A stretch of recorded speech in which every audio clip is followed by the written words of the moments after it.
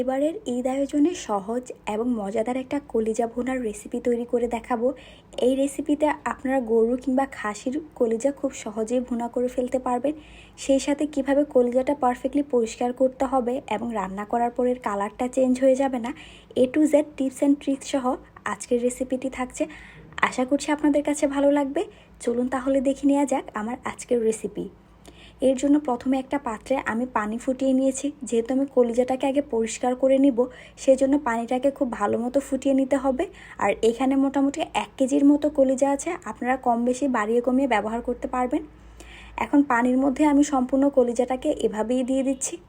আপনারা চাইলে ছোট ছোট টুকরা করে কেটেও দিতে পারেন, তবে আমি আস্তই এর মধ্যে দিয়ে দিচ্ছি।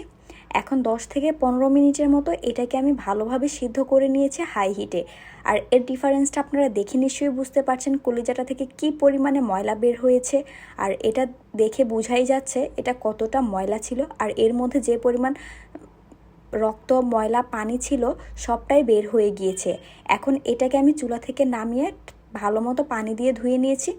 এখন এর সাইডে দেখুন একটা রাবারি অংশ আছে, এটাকে আমি খুলে ফেলে দিচ্ছি। এটা কিন্তু এক্সট্রা।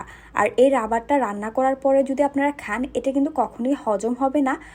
সুতরাং এই জন্য এটাকে আমি ফেলে দিচ্ছি। দেখুন এটা অনেকটা ইলাস্টিকের মতো। এখন এটাকে আমি ফেলে কলিজাগুলোকে টুকরা টুকরা করে কেটে নিব। আপনারা কতটুকু করে কাটবেন, কতটুকু সাইজ রাখবেন, বড় ছোট ইচ্ছা মতো কেটে নিতে পারেন, সেটা আপনাদের পছন্দ অনুযায়ী ডিপেন্ড করছে।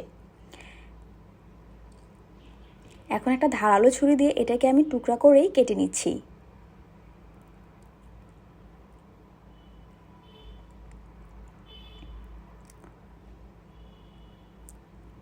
দেখুন আমার কলিজাগুলো আমি কিভাবে কেটে নিয়েছি। সবগুলো কলিজা কাটা হয়ে গিয়েছে। আর এভাবেই এগুলোকে আমি কেটে এখন কয়েকবার পানি দিয়ে ভালোভাবে আমি ধুয়ে নিব, যাতে করে এর ভিতরে যত ময়লা আছে সেটা দূর হয়ে যায়। এখন অন্যদিকে চুলায় একটা প্যান বসিয়ে এর মধ্যে দিয়ে দিচ্ছি 1/3 কাপের মতো রান্নার রেগুলার তেল। আপনারা চাইলে এ পর্যায়ে সরিষার তেলও ব্যবহার করতে পারেন। দিয়ে দিচ্ছি 2টা মিডিয়াম সাইজের পেঁয়াজ কুচি। পেঁয়াজটাকে 1 থেকে 2 মিনিট সময় নিয়ে একটু সতে করে ভেজে নিচ্ছি, যাতে করে কালারটা চেঞ্জ হয়ে যায়। দেখুন পেঁয়াজের কালারটা চেঞ্জ হয়ে গিয়েছে। এখন এর মধ্যে দিয়ে দিচ্ছি 1 টুকরা তেজপাতা, 2 টুকরা দারচিনি, 3-4টা এলাচ, কিছু লবঙ্গ আর আস্ত গোলমরিচ। এগুলো দিয়ে সামান্য একটু ফোড়ন দিয়ে নিচ্ছি, যাতে করে আস্ত গরম মশলার স্মেলটা তেলের মধ্যে ভালোভাবে ছাড়তে পারে।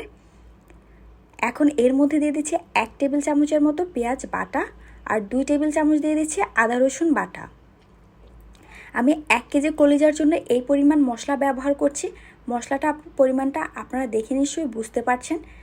এখন এটাকে আমি 2 থেকে 3 মিনিট সময় নিয়ে একটু ভেজে নিচ্ছি, যাতে করে কাঁচা স্মেলটা দূর হয়ে যায়।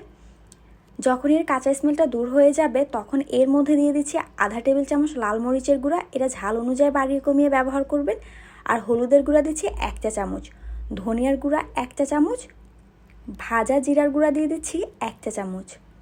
আর স্বাদ অনুযায়ী আমি এখানে দিয়ে দিচ্ছি লবণ। লবণটা একটু বুঝে ব্যবহার করবেন, যাতে পরবর্তীতে আপনি অ্যাড করতে পারেন। আর বেশি হয়ে গেলে তো তখন সমস্যা হয়ে যাবে। এখন এটাকে আমি একটু কষিয়ে নিচ্ছি। আর এই পর্যায়ে চুলার আঁচটা একদম লোতে রাখবো, তা না হলে গুঁড়া মশলাটা কিন্তু পুড়ে যাবে। 1 থেকে 2 মিনিটের মতো কষিয়ে নিয়েছি। কষানোর পরে এখন এর মধ্যে দিয়ে দিচ্ছি আধা কাপ পানি। এখন পানি দিয়ে মশলাটাকে আমি 8 থেকে 10 মিনিট সময় নিয়ে ভালোভাবে কষিয়ে নিব। দেখুন আমার মশলাটা কিন্তু কষানো হয়ে গিয়েছে। মশলাটা থেকে কি পরিমাণ তেল ছেড়ে দিয়েছে দেখে নিশ্চয়ই বুঝতে পারছেন। যখনই এই কনসিস্টেন্সিতে চলে আসবে, তখন আমি এর মধ্যে আগে যে কলিজাগুলো রেডি করে রেখেছিলাম সেই কলিজাটা দিয়ে দিব। আমি কিন্তু কলিজাটাকে ভালোভাবে ধুয়ে পানি ঝরিয়ে নিয়েছি। এখন কলিজাগুলো সরাসরি আমি এর মধ্যে দিয়ে দিচ্ছি। কলিজাগুলো দেওয়া হয়ে গেলে এর মধ্যে একই সাইজে আমি কেটে নিয়েছি আলু। আলুটা চাইলে আপনারা স্কিপ করতে পারেন, তবে আমি ব্যবহার করছি। এখানে একটা মিডিয়াম সাইজের আলু আছে, আর আলুটাকেও আমি কিউব করে কেটে নিয়েছি। এ পর্যায়ে আমি আলুটাকেও অ্যাড করে দিচ্ছি। দিয়ে এখন এটাকে আমি খুব ভালোভাবে একসাথে নেড়েচেড়ে মিশিয়ে দেব, যাতে করে মশলাটা আলু এবং কলিজার গায়ে ভালোভাবে লেগে যায়। চেষ্টা করবেন এই পর্যায়ে একটু সময় নিয়ে মিশানোর জন্য, আর চুলার আঁচটা মিডিয়ামে রাখার জন্য।